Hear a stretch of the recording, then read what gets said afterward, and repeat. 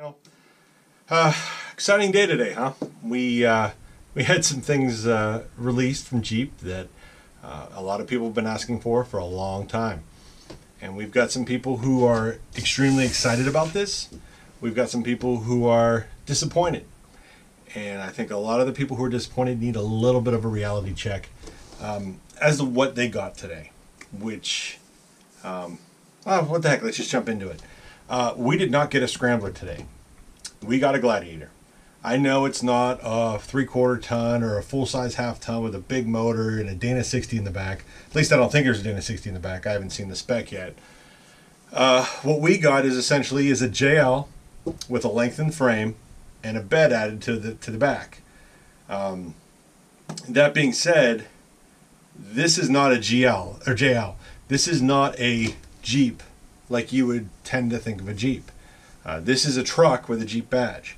It legitimately is a truck. And I was on a pretty well-known suspension manufacturer's Facebook page today. The owners of it, actually, a good guy. Anyway, and he posted up, what do you guys think? And people, first thing out of half the people's mouths, oh, get the Sawzall. Oh, we have so much sheet metal to shop off. Oh, we've got to cut that bed off. And they're wrong, 100%. And I can prove it. And I can tell you why. So a lot of those people are still working under the assumption that this is some kind of rock crawler, that this is going to be, you know, a true to form Jeep that you can go out and maneuver through the woods, and you're going to be able to take, you know, through trees and make hard turns, and that's just not the case. This really is more along the lines of a Tacoma, or maybe a large mid-size, maybe a small half-ton in dimension. And in a lot of other ways, and I'll quantify that here in a second. The original Jeep Scrambler had a 103.4-inch wheelbase, so it's called a 104-inch wheelbase. Pretty close to about the perfect size for rock crawling. I call 106, some guys say 109, some guys go longer, whatever. 106 has always been the sweet spot for me, where I get both maneuverability and I get length for climbs. And that's about where a Scrambler puts you. And that's why a lot of guys would bob the beds on Scramblers, because you wouldn't have to stretch the wheelbase of a CJ or a YJ or a TJ. They could simply buy a Scrambler, bob the bed, and end up with a nice departure angle and the perfect wheelbase. So it's not a Scrambler. All right, so let's get that out of the picture. So then we move up to the JK Unlimited. The JK Unlimited had a 116-inch wheelbase. I don't know how many people watching who have actually wheeled an Unlimited on a reasonable sized tire, say a 35. Two big things happen. One, you drag the belly everywhere. You know, with a 2.5-inch lift in 35s, which a JK is completely capable of clearing and comfortable clearing, you smack the belly everywhere. The other thing you do is, as you're driving, and a two-door Jeep, I'm driving, and as soon as a tree is about at my ear, I can make that turn. I can start to turn. The short wheelbase allows me to get around that tree, and I'm going to demonstrate this here in a second using a couple of RC cars. But that you can actually pivot around that tree as soon as that tree is about at your ear. Right as you're starting to lose sight of it, you can start to make your turn. Well, when I started switching over to the Unlimited, which I had for 3 or 4 years, now you got to wait another 2 feet till it's behind that rear door, or getting behind that rear door before you can initiate your turn. That changes the way you wheel, and that's why I said wheeling a JK Unlimited was kind of like wheeling a school bus. You know, it was a mile long, at least it felt that way.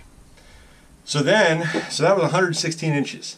So now the Gladiator, the brand new one they just released, 137-inch wheelbase, 21 inches longer than the JK. It's almost 2 feet. So now, compared to say a TJ or a two-door, rather than having to wait till it's by my ear and having to wait another 2 feet, I'm having to wait 4 extra feet behind me to make that same turn.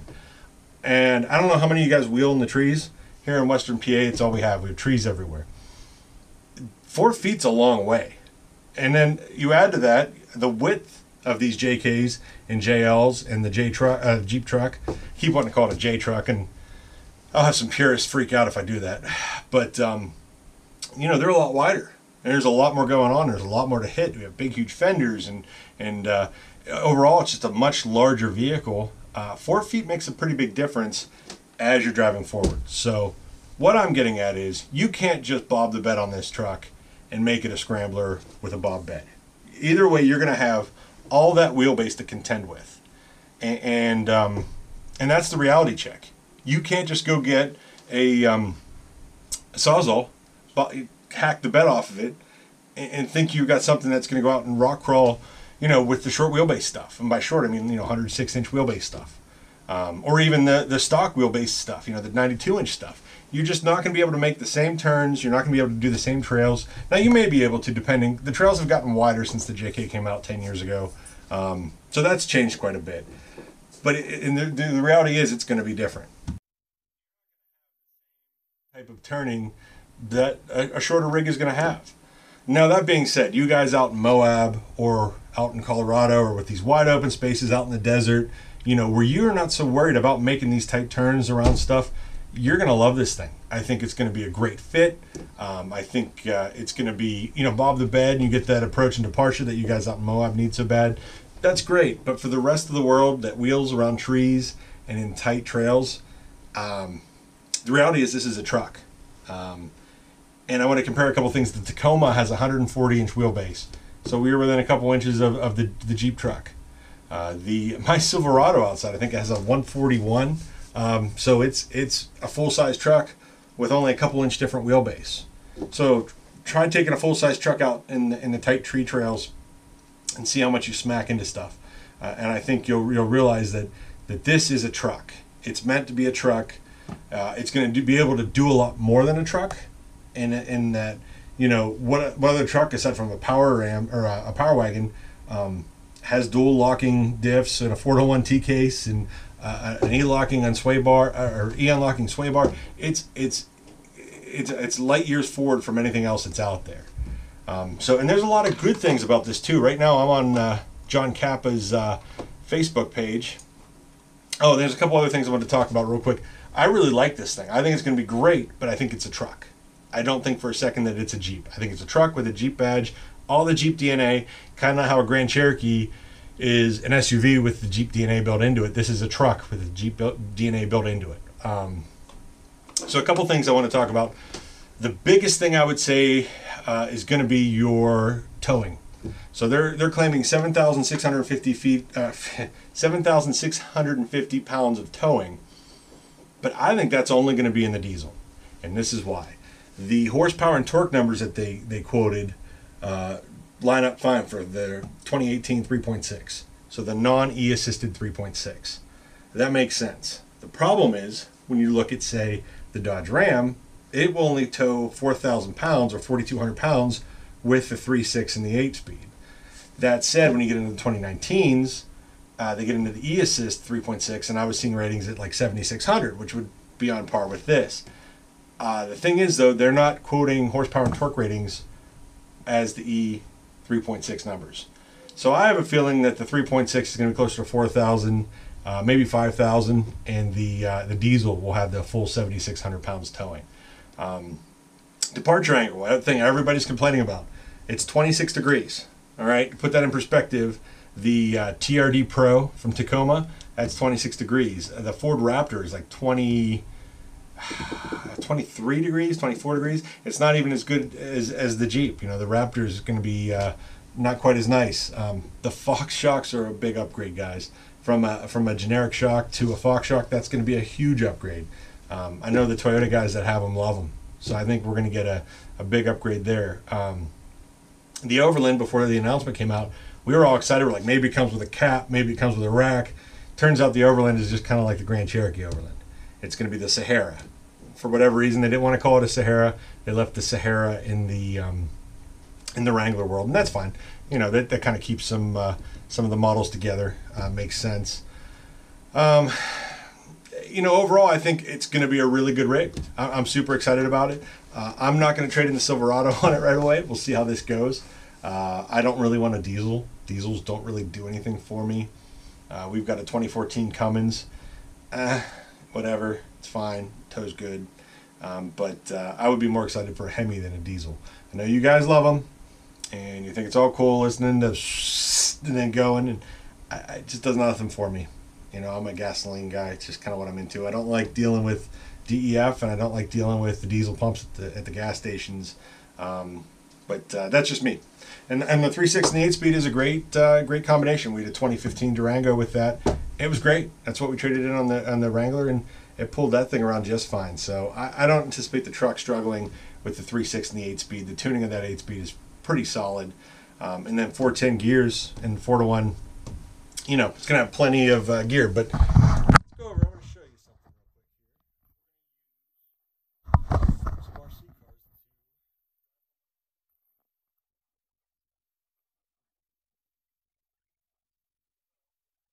Right over to the workbench.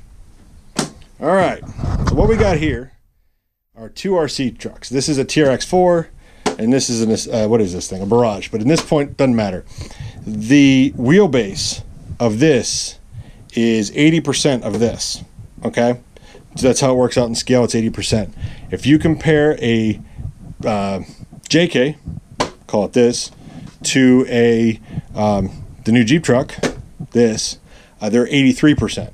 So in like the grand scale of things, I think it was only a couple inch difference that this will be, but it'll get the point across. So what I want to do is show you where the problem is with bobbing the bed for everybody except the Moab people that really don't have to deal with this quite as much. So typical Jeep trail in Western PA, you've got a tight trail. We're just going to use this.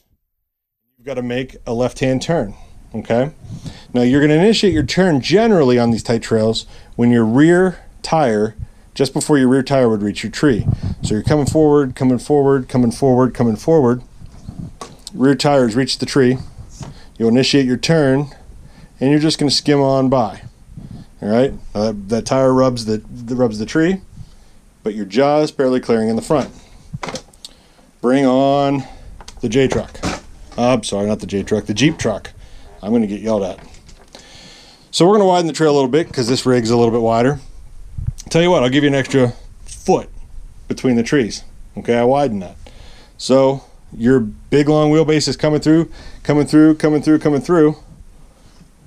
Here's where you're going to initiate your turn, and there is no possible way you're going to make this. Even if you hook that tire on that tree, which is a common trick that I used to use, you're not going to make this turn. And that is going to be the biggest problem with the Jeep truck. Now, it's not a problem when you understand that it's a truck. It's not a small, nimble Jeep. And that's why hacking the bed off, and in this rig in particular, has basically a 90-degree departure angle. That's why hacking the bed off makes absolutely no sense. You take away every single bit of the functionality of a truck, and you give up all of the positives to the shorter wheelbase of the Unlimited. And I'm calling it an Unlimited short wheelbase, which is crazy at 116 inches. Now, say this is your Unlimited again, right? Well, if this is the case and what you want to do is bob, call it 1.5 feet off the bed of the truck, why wouldn't you just build a cab into like an Unlimited, either a JK, JL, and then just leave an open bed? You still get your shorter wheelbase. You're going to have almost the same size bed. I would bet you have 3.5 feet, you know, close to it, versus maybe 4 feet out of a bob bed. You're not giving up the negative with the extra long wheelbase, and it just makes more sense. And if you don't want a JL, if you can live with a JK Unlimited, you know, you're going to pick them up for low teens at this point, and especially if you get a 3.8. You know, I'm seeing them for 12, 13 for something that, you know, you would do this kind of project on. So, in my opinion, the biggest issue I'm seeing out there, and the most reality check that everybody needs, is to realize that this is a truck first and a nimble off-road Jeep second. I think it's awesome. I think it's the only place in the market. I think it's the only one in the market that makes sense at this point. For somebody looking for a mid-sized truck. If you had to do this or a Tacoma, are you kidding me? I mean, take the doors and the top off. I mean, how cool is that? All the Tacoma guys would die for this. And the 3.6 is a far superior motor than the Tacoma V6 that they're putting in them. Call me a liar. I don't care. I've driven them both. And the Tacoma has a turd under the hood. Sorry, just does. I mean, you got open air wheeling. You've got a truck bed. You've got everything to make this the greatest adventure truck out there. I mean, you kept all the functionality of the Wrangler soft top with the sail panels coming off, with keeping basically the Safari or the bikini function of it. You know, you've got locking diffs, you've got a 4-to-1 T-case, you've got, you know, the world's your oyster as far as aftermarket suspensions and everything else. I mean, that's going to come flying out the door. I just don't see a reason to buy any other midsize truck other than this truck. As long as reliability proves solid, I mean, your solid front axle, I think it's going to be a hit. I think it's going to be awesome. But I think those of you guys that want to hack, you know, this off the bed, I think you need a reality check, because you're never going to make this as good as a JK. You're just not, or as a JL Unlimited.